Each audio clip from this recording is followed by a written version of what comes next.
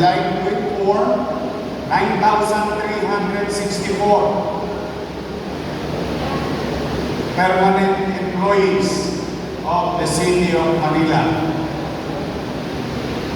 Kami ni Paul ay nag-usap last week kasama ng inyong mga department head and bureau head. Gusto ko inform ang lahat ng ating empleyado na we are going to implement on time the third tranche effective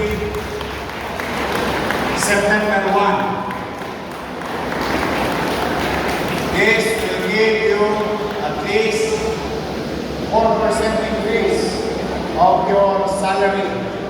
Paldo ang mga taga-City Hall. This will amount to and cost us 99,079,892 pesos.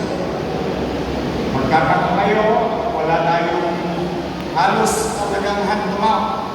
Pero as I have said, God will always provide.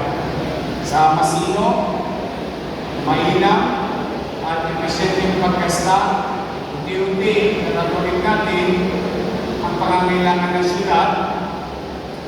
Natatawid natin yung mga programa ng syudad. Nagagawa natin unti-unti yung pangmatagalang magawaing bayan na kapag-pakinabang sa kasalukuyang mamamayan at darating ng mga mamamayan ng ating lungsod. At ngayon ay natutupad natin yung ating obligasyon sa ating kapwa lingkod bayan. So, bumayag na kayo, paikutin na ang papel nang meron naman na sa September 1 ang umpisa ng lahat. So, congratulations to our 9,000